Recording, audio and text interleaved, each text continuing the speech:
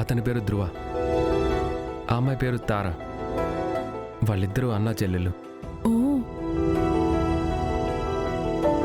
చూడు తన చెల్లెల్ని ఎంత బాగా చూసుకుంటున్నాడో. కాలు కింద పెడితే ఎక్కడ కందిపోతుందా అని దారి పొడవునా పూలు చల్లాడు. చూడు తన చెల్లెలకమ్మా వెండితో తులాభారం కూడా వేశాడు తెలుసా? అవునరా, చెల్లి కోసం ఏమైనా చేసేలా ఉన్నాడు. పురాణాల్లో శ్రీకృష్ణుడు తన చెల్లి సుభద్ర మీద అపారమైన ప్రేమ చూపించేవాడని చెప్తారు కదమ్మా.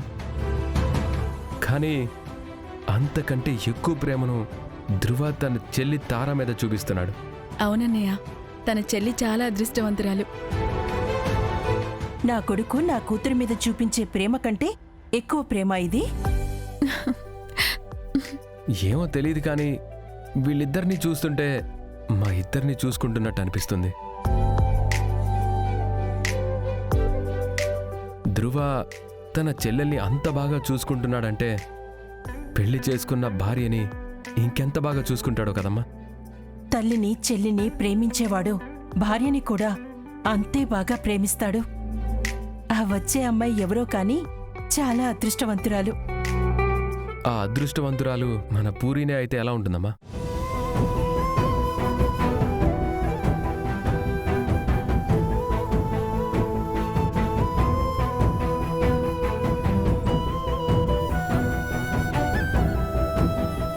అరే ఏంటి ఇద్దరు అలా చూస్తున్నారు? ఆ అదృష్టవంతురాలు పూరి ఎందుకు కాకూడదు అంటున్నాను. ఓకే, మీ ఇద్దరు అలా ఎందుకు చూస్తున్నారో నాకు అర్థమైంది.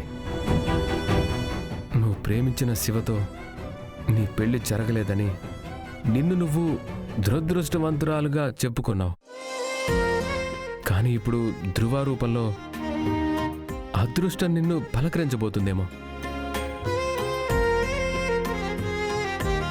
అమ్మా నువ్వు చెప్పు, మన పూరిని ధ్రువకిచ్చి పెళ్లి చేద్దామా?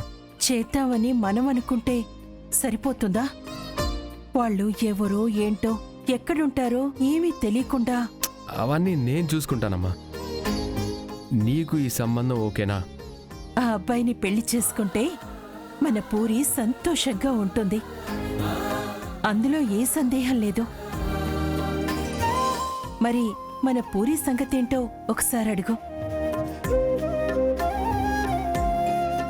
ఏం పూరి, ధ్రువాన్ని పెళ్లి చేసుకుంటావా?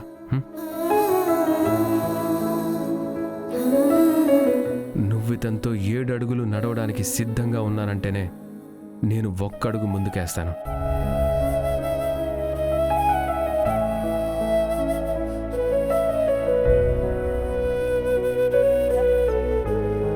అన్నయ్య, చిన్నప్పటి నుంచి ఇప్పటి వరకు నువ్వే నా చేయి పట్టుకొని నడిపించావు. ఇక నుంచి ఈ చేయి పట్టుకొని నడిచేవాడు ఎవరై ఉండాలో, ఎలా ఉండాలో నాకంటే నీకే బాగా తెలుసన్నయ్య. నీ మాటే నా మాట.